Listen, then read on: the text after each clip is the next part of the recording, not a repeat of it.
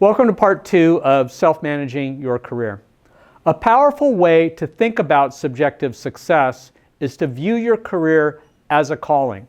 Although the idea of a calling can have a religious tone to it, you don't have to have a religious worldview to find this a meaningful way to view your career. The main idea is to view your work as central to your life's purpose. For me, being a management professor fulfills my personal calling to help others be more effective leaders and managers. 4 key elements comprise a calling. First, it's unique to the person. Only you can fulfill your life's purpose. Second, it involves preconditions such as talent and an openness to discovering it, and a love for the work that's involved in pursuing it. Now, I may love to surf and snow ski, but I'm neither skilled enough nor young enough to consider a professional surfing or skiing career as my potential calling. So this second condition involves a measure of self-awareness and an accurate and honest assessment of your own talents and capabilities.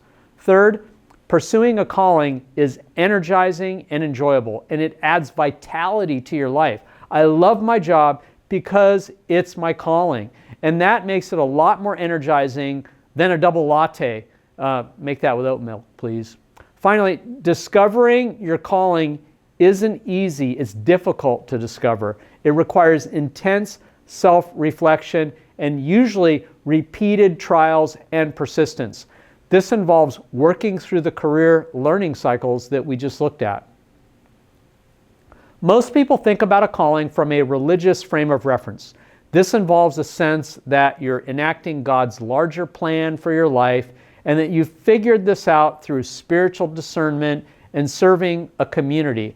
Although it's my own personal preference to view career as a calling in this way, you can take a secular perspective to calling if you're not a person of faith.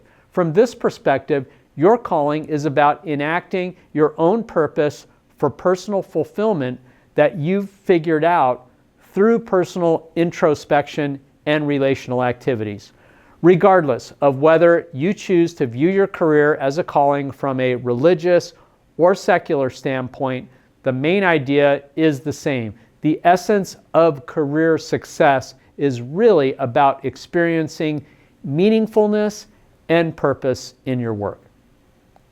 If finding your career as a calling is such hard work, how do you get to that point?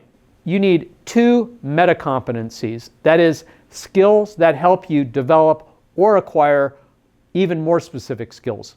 These meta-competencies are identity awareness and adaptability. Identity awareness is about knowing who you are, what you want to do, and your motivations and reasons for wanting to do it. Do you want to be in sales because you enjoy working with people or because you want to control how much you earn? Perhaps it's a combination of both.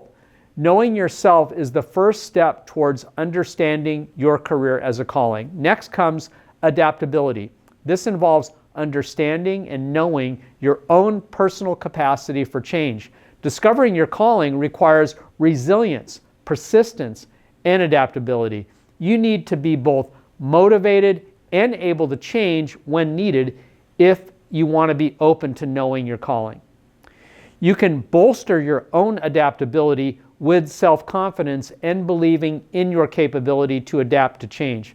Self-confidence also motivates you to set challenging, specific goals, and it energizes proactive behaviors that you're going to need to learn about who you are and what you're doing to find your purpose.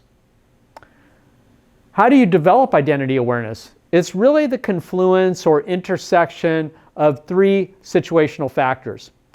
What are your strengths? That is, what are you good at doing and what do you have the capabilities to excel in? Are you good at working with people, numbers, or both? Is it a positive experience for you? Do you enjoy working with people, numbers, or both? Do you have fun doing a particular activity? Is it intrinsically motivating? Finally, do others confirm what's a positive experience for you is also a constructive experience for them? Do you persuade others with your people skills or your financial wizardry with spreadsheets? It's the intersection of these three factors that creates awareness of who you are in your career as a calling.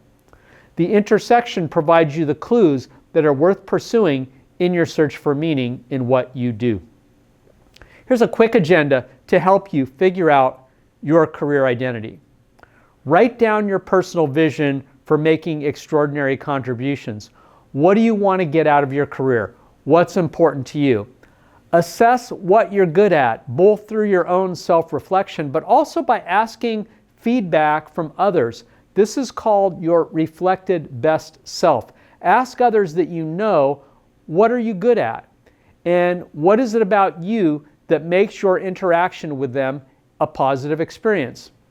Identify where your gaps are relative to your vision and make it a plan that leverages your strengths and addresses your limitations.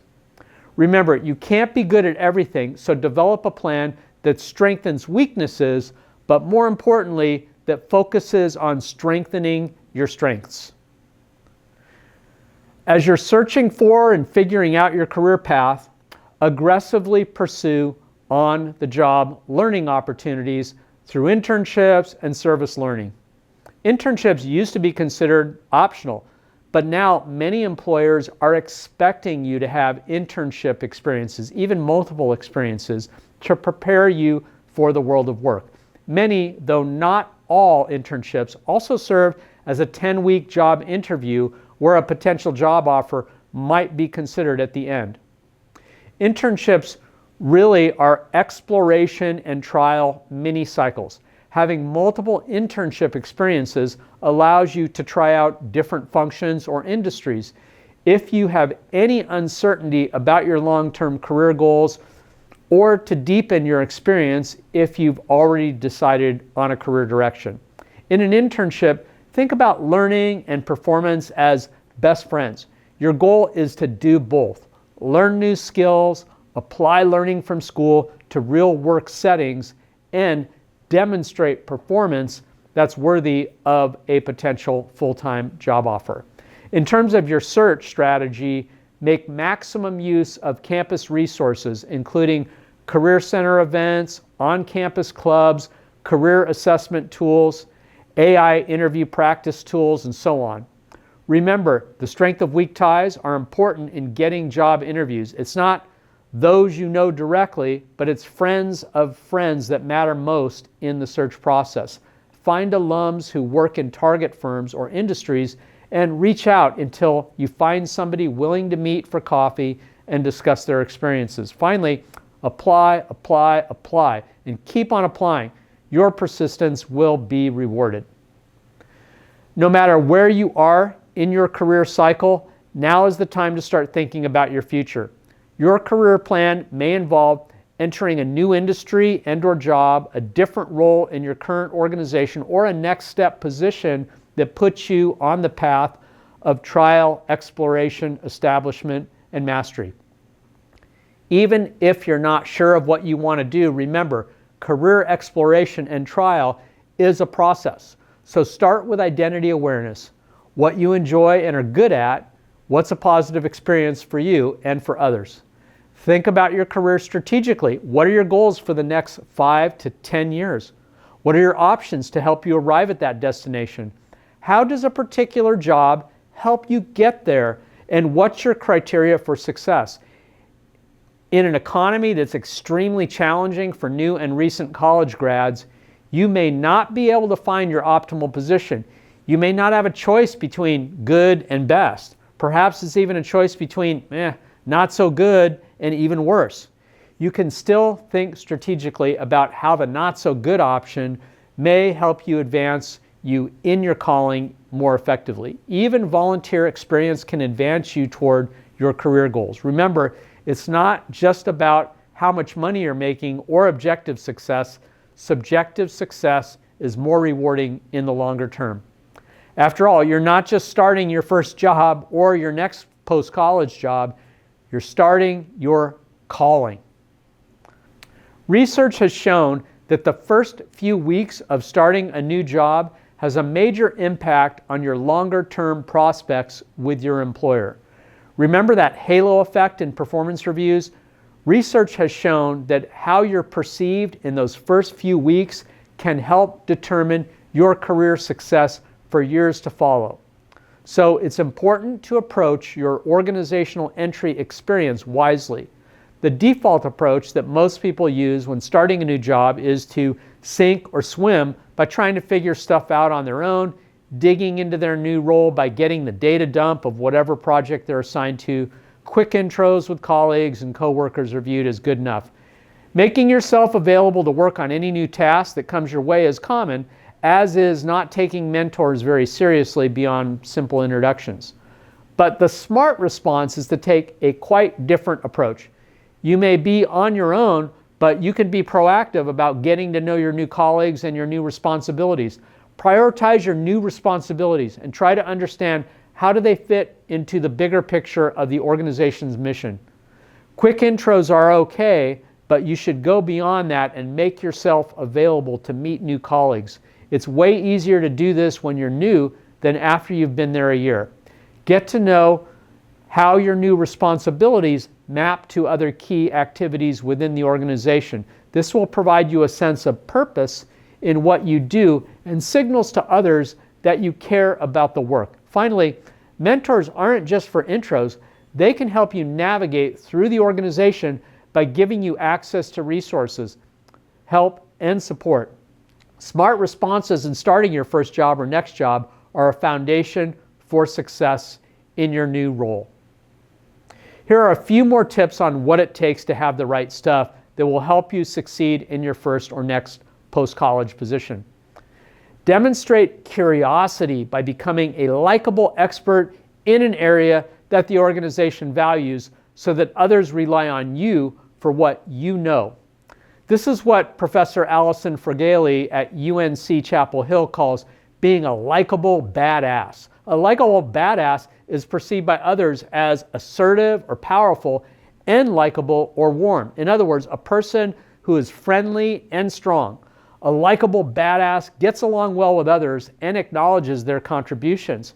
Research has shown that people would much rather work with someone who is likable and incompetent than someone who is unlikable and competent.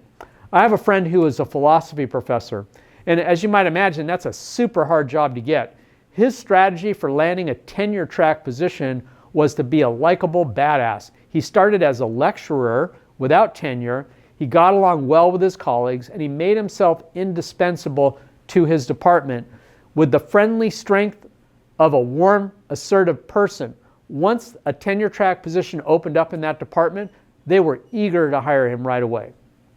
Do what you love and communicate that passion with your actions. I call this being you plus. Be who you are and let that shine. Don't try to be someone else. Finally, take charge of your situation as an emotionally intelligent, proactive professional. Being proactive involves taking initiative to improve your circumstances or to create new opportunities for yourself and others. If you don't like where you are, do something about it. Even small acts of proactivity have big, lasting impacts. Early in my career as a consultant at Bain, my case team leader and I were meeting with a client about a new project.